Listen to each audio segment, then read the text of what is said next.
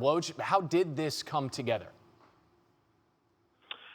Randy, Sean Marks, the Nets GM, their owner, Joe Tsai, have been quietly pursuing Steve Nash in recent weeks.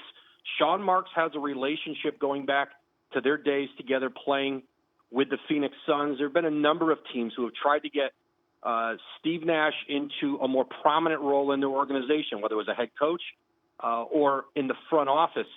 And that, coupled with the fact that there was a tremendous relationship there between Steve Nash and Kevin Durant that was formed in their time in Golden State together, it made for an opportunity here, to create a partnership here with Nash, the Nets, and, of course, Kevin Durant and Kyrie Irving, and the ability to keep Jacques Vaughn on as the top assistant coach.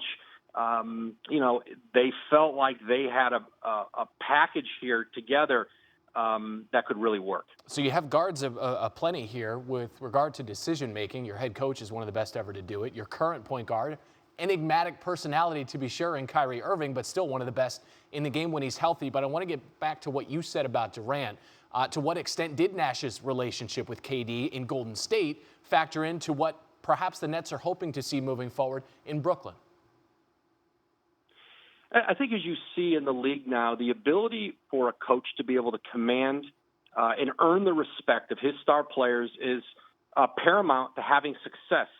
And the belief in Brooklyn is that Steve Nash is one of the great leaders that the league has seen in the last couple of decades. A sense, I think, that Sean Marks had, that this is a former player who had been a coach largely in his playing days and had been in Golden State, watched how Steve Kerr did it coming into coaching without any experience, watched how Kerr and Kevin Durant worked together.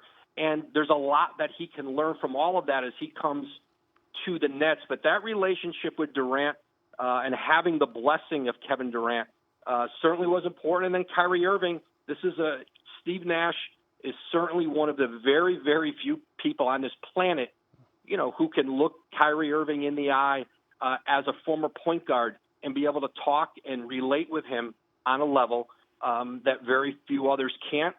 And there's always risk when you haven't done this job before, but you've seen in the past, a lot of success stories and some not as great as success stories of those coming into a head coaching position with no experience. The belief is Steve Nash is a unique person, a unique individual to take on what's going to be a very high profile, high pressure, and a job that's going to demand results right away. There are expectations, to be sure, in Brooklyn. That's Adrian Wojnarowski with the insight. As Steve Nash is able here to now say, not just do as I say, but do as I did. The basketball resume of Steve Nash, and we're going to put it on the screen for the uninitiated here. 2018 Basketball Hall of Famer, two-time MVP, back-to-back, 05, 06. Incredibly efficient as a shooter, posting 4 separate 50, 40, 90 seasons. He's third on the all-time NBA assist list. He was also teammates with Nets GM Sean Marks for a couple of seasons there in Phoenix. Let's bring in our Tim Legler. The knock on Steve Nash here is that he's going into this head coaching job with absolutely zero head coaching experience. So when you hear that, what do you think? I think experience is the most overrated thing when it comes to hiring talent. When you see somebody and you listen to them speak, you listen to what's coming, out of their mind and out of their mouth. You should be able to identify greatness. And the biggest thing is going to be, can he communicate?